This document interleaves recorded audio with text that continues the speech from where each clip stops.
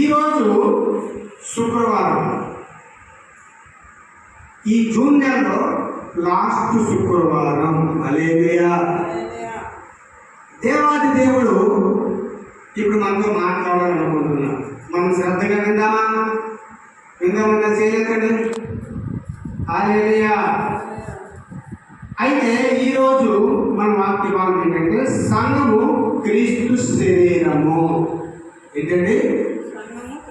సంఘము క్రీస్తు శరీరము. మీరు త్వరగా నేను అడిగిందని చెప్తుంటే త్వరగా వెళ్ళిపోతాం, లేదనుకో లేట్ అయిపోతుంది. హల్లెలూయా. సంఘము ఏంటండి? క్రీస్తు శరీరము. హల్లెలూయా. సంఘము క్రీస్తు శరీరము. ఇవ్వండి చూసుకుందాం రండి. మొదటి కొరింథీయులకు రాసిన పత్రిక 12వ అధ్యాయము 27వ వచనం చూసుకున్నట్లయితే, అటువలే మీరు క్రీస్తు యొక్క శరీరమై ఉండి వేరు వేరుగా అవయములై ఉన్నారు. ఆమేన్. హల్లెలూయా. హల్లెలూయా. మీరు క్రీస్తు శరీరమును ప్రత్యేకముగా అవయములై ఉన్నారు. హల్లెలూయా. హల్లెలూయా. హల్లెలూయా. ఎన్ని చెప్పేది కరెక్ట్ చేద్దామా? హల్లెలూయా. గట్టిగా హల్లెలూయా. గట్టి చెప్పండి. హల్లెలూయా. హల్లెలూయా. హల్లెలూయా. దేవాది దేవుడు మనతో మాట్లాడాలనుకుంటున్నాడు. క్రీస్తు శరీరం, సంఘము క్రీస్తు శరీరం అని ఒక 10 మాటలు మాట్లాడుకున్నాం. దేవుడు చిత్తమైంది త్వరగా చెప్పుకున్నాం, లేదంటే ఒక 5 చిత్తం. 2 మాటలు అయితే 5 మాటలు. హల్లెలూయా. మొదటిగా ఎఫెసీయులకు రాసిన పత్రిక చూసుకున్నట్లయితే, ఎఫెసీయులకు రాసిన పత్రిక 3వ అధ్యాయము తీసుకొని రెడీ ఉంచుకోండి. అయితే మొదటిగా ఏంటంటే సంఘము యొక్క కుటుంబమై ఉన్నది. ఏమై ఉన్నది? సంఘము యొక్క కుటుంబమై ఉన్నది. కాబట్టి మనం ఈరోజు దేవాది దేవుడిని స్తుతిస్తున్నాం.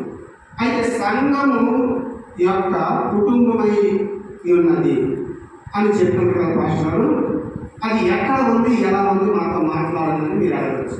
ఎఫెసీయులకు రాసిన పత్రిక 3వ అధ్యాయం 14-15 చూసుకున్నట్లయితే, ఈ హేతువు చేత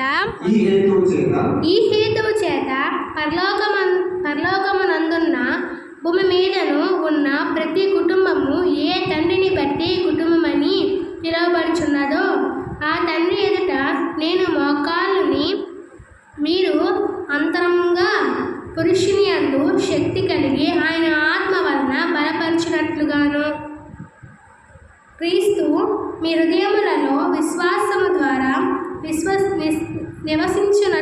నివసించినట్లుగాను తన మహిమైశ్వర్యము చొప్పున మీకు దయచేయవలననియు మీరు దేవుని సంపూర్ణతయు పూర్ణలగునట్లుగా ప్రేమయందు స్థిరపడి సమస్త పరిశుద్ధులతో కూడా దాన్ని వెడల్పు, పొడుగు, లోతు, ఎత్తు ఎంతో గ్రహించు కొనుటకును హల్లెలూయా జ్ఞానము మించిన క్రీస్తు ప్రేమ తెలుసుకున్నటకును తగిన శక్తి గలవారి కావాలని ప్రార్థిస్తున్నాము. ఆమేన్. హల్లెలూయా. ఇక్కడ దేవుడు ఏం మాట్లాడుతున్నాడంటే, అలాగే 4:6 కూడా ఒకసారి చూసుకున్నట్లయితే 4వ అధ్యాయం 6వ వచనం, విశ్వాసము అందరికీ తండ్రి అయిన దేవుడు ఒక్కడే, ఆయన అందరికీ పైగా ఉన్నవాడు, అందరిలోనూ వ్యాపించి అందరిలో ఉన్నాడు. ఇక్కడ అందరికీ తండ్రి అయిన దేవుడు ఒక్కడే. తండ్రి ఒక్కడా 10 మంది అండి? ఒక్కడే. తండ్రి ఎప్పుడైనా సరే ఒక్కడే, 10 మంది ఉండరు. అందుకే అందరికీ తండ్రి అయిన దేవుడు ఒక్కడే.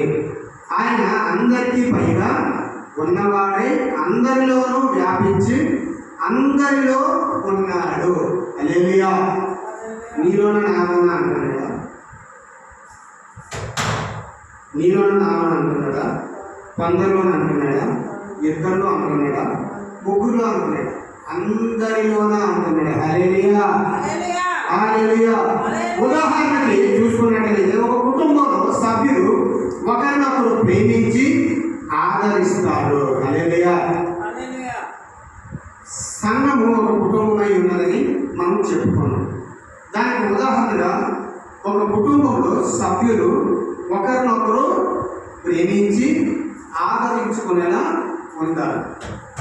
అదే సంఘము. హల్లెలూయా. సంఘములో కూడా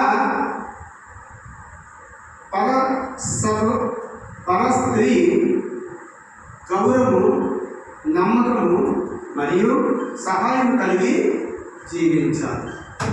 హల్లెలూయా, హల్లెలూయా. ఇది ఒకటి. రెండో చూసుకున్నట్లయితే సంఘము ఒక సహవాసమై ఉన్నది. ఏమై ఉన్నదంటే సహవాసమై ఉన్నది. అపొస్తలుల కార్యములు 2వ అధ్యాయము 42 నుండి 45 వరకు. 42 నుండి 45 వరకు. వీరు అపోస్తల బోధయందును, సహవాసమందును, రొట్టె విరుచుటి యందును, ప్రార్థన చేయుట యందును ఎడతెగక ఉండిరి. అప్పుడు ప్రతి వానికి భయము కలిగెను. మరియు అనేక మహత్కార్యములను, సూచక క్రియలను అపోస్తల ద్వారా జరిగెను. విశ్వసించిన వారందరూ ఏకముగా కూడి తమకు కలిగినదంతయు సమసృష్టిగా ఉంచుకొనిరి. ఇదియుగాక వారు తమ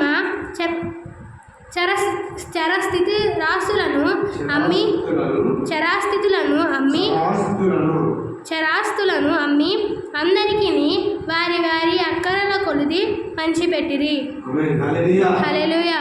ఇక్కడ సంఘము ఒక సహవాసమై ఉన్నది. ఎలా ఉన్నదండి? సంఘము ఒక సహవాసమై ఉన్నది. అయితే సంఘము ఒక సహవాసమై ఉన్నదంటే ఎట్లాగా? వీరు అపోస్తలుల బోధయందును, సహవాసమందును, రొట్టె విరుచుటి యందును, ప్రార్థన చేయుట యందును ఎడతెగక ఉండిరి. అప్పుడు ప్రతి వానికి భయం కలిగెను. మరియు అనేక మహత్కార్యములు, సూచక కార్యములు అపోస్తలుల ద్వారా జరిగెను. విశ్వాసించిన వారందరూ ఏకంగా కూడి తనకు కలిగినదంతయు సంసృష్టిగా ఉంచుకున్నది. ఇదిగాక వారి తమ చిరాస్తులను అమ్మి అందరికీ వారి వారి అక్కల కొలిది పంచిపెట్టిరి. హల్లెలూయా. అలాగే 1 యోహాను 1:3 చూసుకున్నట్లయితే 1 యోహాను లాస్ట్ వెళ్ళిపోదు.